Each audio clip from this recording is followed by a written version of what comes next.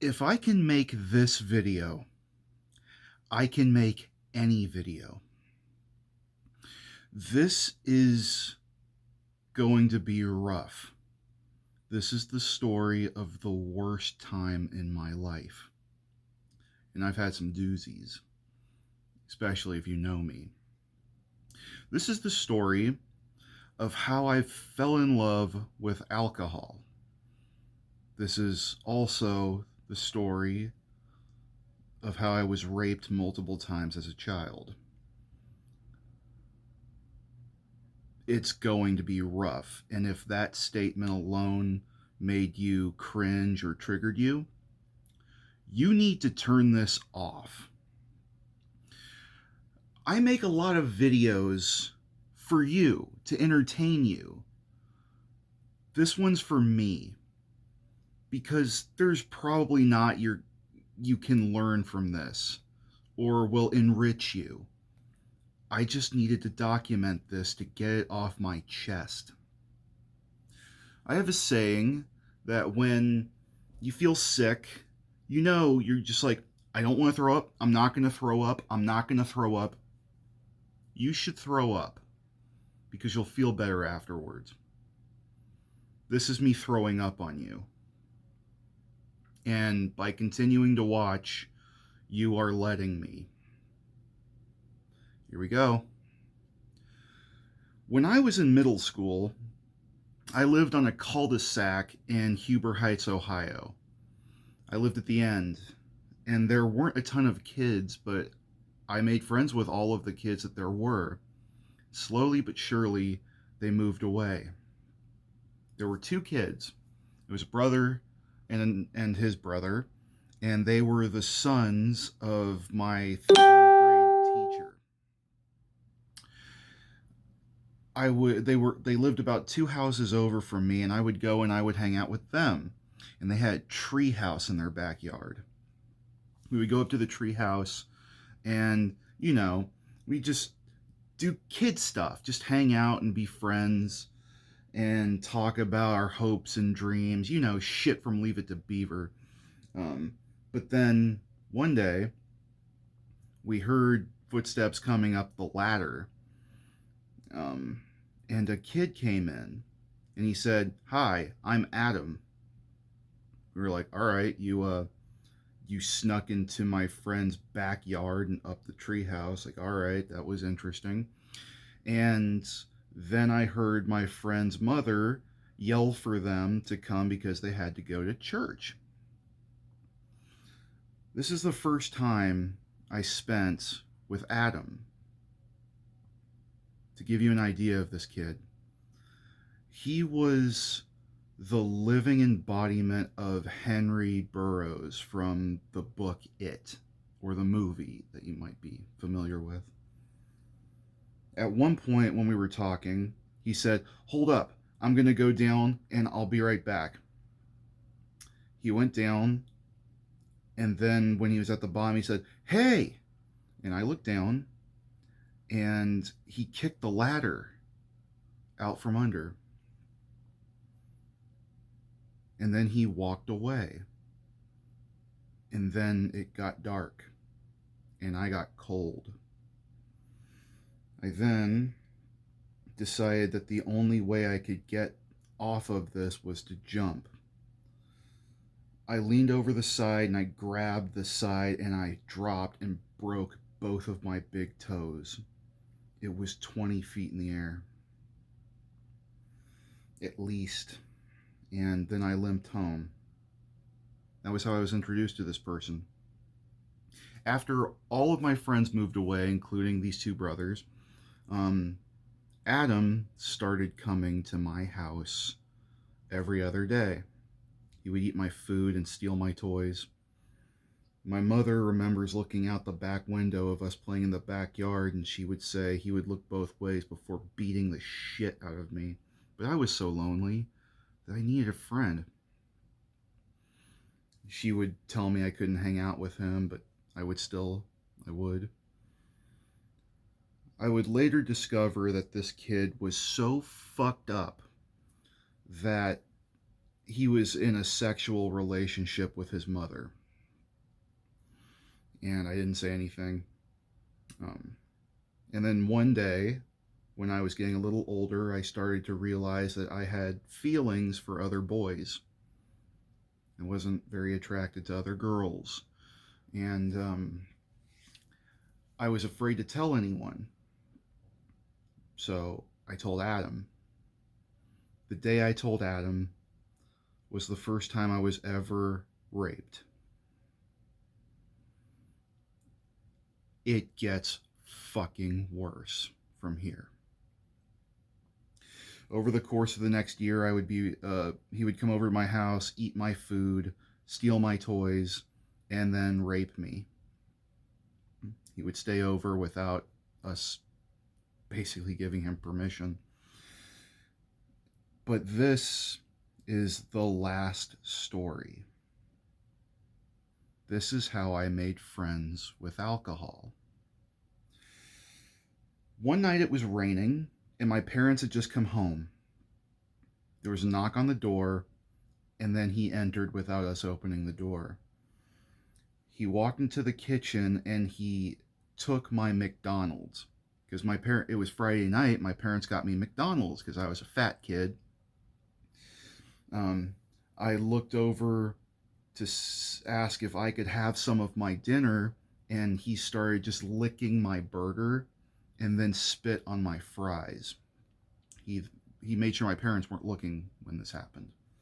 He then took it down the hallway into my bedroom and shut my door.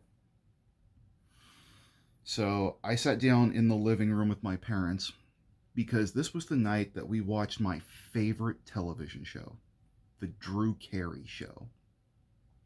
I love Drew Carey because I was a fat kid and he was a fat man who was very happy.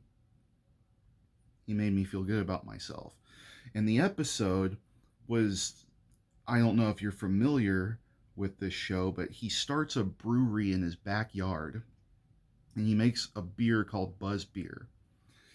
And I remember turning to my dad and saying, "Why do adults like beer so much?"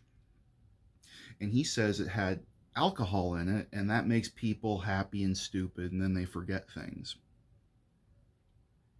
That was kind of appealing to me.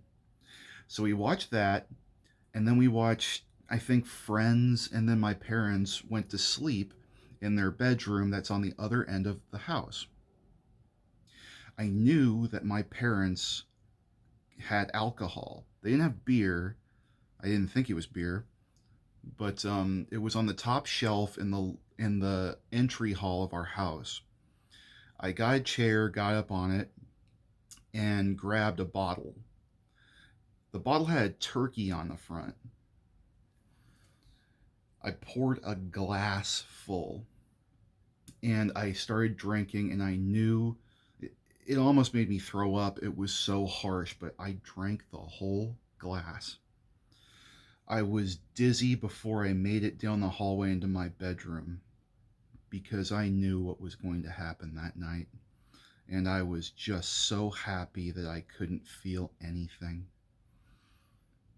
The next thing I remember was I was cold and I was wet and I could hear crickets and I could hear frogs. I was laying face down in the backyard of my house. There are so many houses that used to surround our house, our backyard, that could see us. I didn't have any pants on. I slowly got up and my ass hurt so fucking bad. I reached back and then looked at my hand. Just a heads up, blood looks like it's black ink in the moonlight. I walked through my yard, and as I did so, I was looking up at the sky. In my neighborhood, there's not a lot of light. There wasn't a lot of light pollution, so the stars literally looked like there was a blanket over the sky with pin pricks in it. They were so bright. I walked through my yard, past my gate, past my pool, and into my house. I went to the bathroom to clean myself up, and there was a lot of dried blood on the back of my legs. There was also a lot of purple bite marks on my ass, and then when I turned around, there was one at the base of my penis. I cleaned myself up and went into my bedroom with all of the lights on, and Adam was scrawled across my bed as if to purposefully make it so I could not sleep on a part of it. I looked over next to my bed and there was my teddy bear. I had this big white teddy bear that I was given to as a child as a gift from my mother's best friend. The crotch was cut open, and when I looked at it, I could smell lotion that I knew came from my bathroom that was just next door to my bedroom. I woke I woke Adam up and said, "What is this?" And he said, "You fell asleep too quick, faggot." And then he rolled over. I then took my teddy bear and laid it on the ground. I flipped it over onto its stomach and used it as a pillow. And then I started to cry. Not loudly or anything, I just started to cry. The next thing I know is the bed shifted and a crushing stomp on my lower back pulled me out of crying. And to this day, I still have herniated discs in my lower back. I got up, I took my teddy bear and I put it in the closet because I didn't want my parents to see it. Then I went back out into the living room and I fell asleep on the couch. The next morning, when the sun came through the door, I don't remember what time it was, but the sun had just come up and I walked down the hallway and our house was ice cold. I opened my door and my window was wide open. Adam was gone. And my entire CD collection was also gone, including the new leather holder I bought for them. And that's the last time I ever had an interaction with Adam. The only reason that I am telling this story now is because after 20 years of keeping this in me, I finally feel strong enough to share it. If something bad has happened to you, tell somebody. I spent way too long with this in my head. Also, I recently found out that Adam lost his life to addiction years ago. So I don't fear retribution from this. Are you happy you watched this whole video? Here's a gold star for that one. Like I said, I made this for me. And if you sat through this, I'm sorry. I had to throw up. I'll see you in the next one. It won't be nearly this unpleasant.